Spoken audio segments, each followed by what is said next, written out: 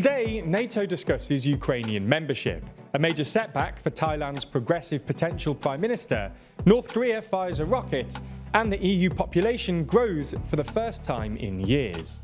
From TLDR News, this is your daily briefing for Wednesday the 12th of July, 2023. We spoke yesterday about Sweden's likely entry into NATO, now that Turkey has seemingly dropped its opposition. While Sweden's accession has been somewhat difficult, due largely to Turkey and Hungary, it doesn't come close to Ukraine's potential accession. The question of whether and when Ukraine should join NATO is a big one at the ongoing NATO Leaders Summit in Lithuania. So let's go through who's saying what.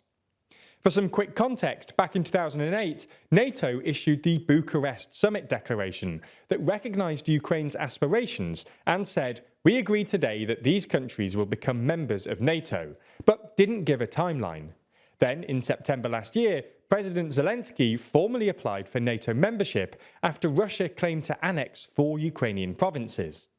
While NATO allies have been pretty united when it comes to supporting Ukraine against Russia, the issue of Ukraine's potential membership is much more contentious. NATO chief Jens Stoltenberg said at this week's summit, "We will issue an invitation for Ukraine to join NATO when allies agree and conditions are met." Ahead of the summit, President Zelensky tweeted, "It's unprecedented and absurd when a time frame is not set, neither for the invitation nor for Ukraine's membership." While at the same time, vague wording about conditions is added even for inviting Ukraine. It seems there is no readiness. Uncertainty is weakness, and I will openly discuss this at the summit. Evidently, Zelensky is unhappy at the lack of clarity about Ukrainian accession. However, NATO allies are understandably cautious due to Article 5 of the treaty stating that an armed attack against a member state shall be considered an attack against them all.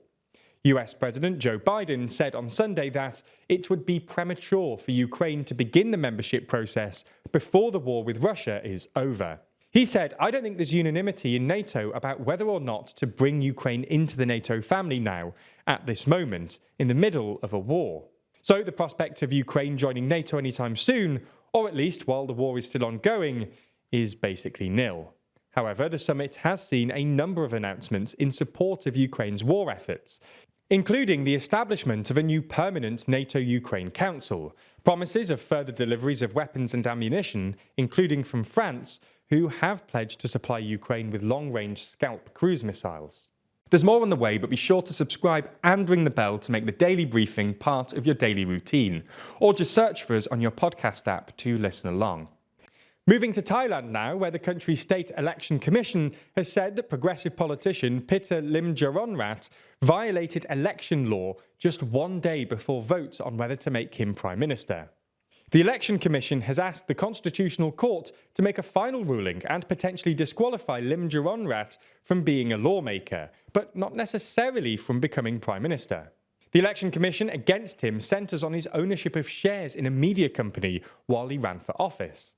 He says no rules were broken and that he'd not been given a chance to defend himself. His youth-oriented Move Forward party shocked the country by coming first in elections earlier this year, having campaigned on things like reducing the political power of the military, legalising gay marriage, and amending laws that make it illegal to insult the monarchy. Despite winning the election in May and negotiating an 8-party alliance with a lower house majority, his route to becoming Prime Minister has significant hurdles.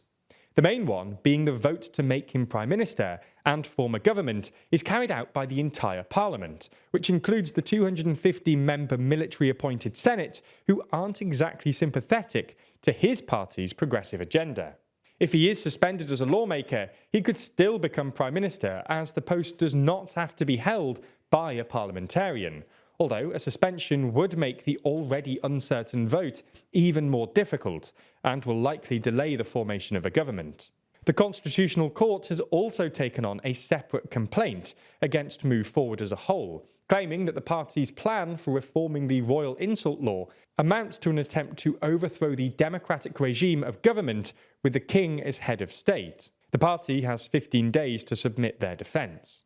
So that's what's been happening in Thailand today. Let's move and discuss what's been happening in North Korea. This morning, Japanese and South Korean officials reported that North Korea had fired a suspected intercontinental ballistic missile. The missile allegedly flew for about an hour before landing just short of Japanese waters. For their part, Pyongyang had claimed that this was in retaliation against what it claimed was a recent US spy plane flying over its territory. While North Korea had, earlier this week, threatened to shoot down such planes, they instead seem to have simply resorted to firing more ICBMs into the sea. The US has claimed that its actions with spy planes are in line with international law. This year, security concerns regarding North Korea have ramped up as a result of this new weapons testing. The fact that this comes following last year, which saw a record number of missile drills from North Korea, demonstrates the risk they pose to the international community. In response to this, the US and South Korea have increased their joint military drills in the peninsula. According to data from Eurostat, the European Union's population grew in 2022 for the first time in 3 years. While some countries, such as Japan, are having a problem with their population shrinking, this at least indicates that the EU might not have the same problem. However, while it might seem this way, declining birth rates is still a problem facing the EU. From 2001 to 2021, the fertility rate has declined in 11 of the 27 EU member states, and many member states now have an ageing population. So the birth rate isn't the reason behind the population growth. The reason is an increase in migration. In 2022, more deaths than births were recorded, meaning that without migration, the population would have actually shrunk. And well, this is what happened in 2020 and 2021. More specifically, the increased population sizes come as a result of an influx of displaced persons seeking temporary protection from Ukraine. As of March this year, around 4 million people from Ukraine have sought this temporary protection. We end with an uplifting story from the US, where the biggest offshore wind farm has been given the green light. The Biden administration has approved a new project, which will be situated just off the New Jersey coast, that will generate enough energy to power 500,000 homes. It's been suggested that the 98-turbine complex will generate about 1,100 megawatts of electricity and could be up and running by as early as 2025. Speaking about the project, Interior Secretary Deb Haaland said, "Today's approval for the Ocean Wind 1 project is another milestone in our efforts to create good-paying union jobs while combating climate change and powering our nation." That's all we have time for on YouTube, and unfortunately the briefing is over. Usually there would be an extended version over on Nebula, but due to various staffing issues today, this wasn't possible. But don't worry, we'll be back tomorrow with our weekly quiz in the extended edition of the Daily Briefing, only on Nebula. That's the streaming service we're building with a bunch of our creator friends, many of whom you're likely to be already watching. That means that by signing up, you not only get an extended ad-free daily briefing every single day, you also get to watch exclusive and ad-free videos from the best educational creators on YouTube. That's things like Real Life Law's incredible Modern Conflicts, which breaks down contemporary disputes around the world, Neo's Underexposure, which beautifully dives into complex and shadowy topics you've always wanted to know more about, or Extremities from Wendover Productions, which uncovers some of the world's most remote places. All of these are only available on Nebula, just like our extended daily briefings and a whole bunch of other exclusive TLDR content which never comes to YouTube. If you want to sign up, use the link in the description so that they know you came through us. That helps us out a whole lot, as does watching on Nebula more generally.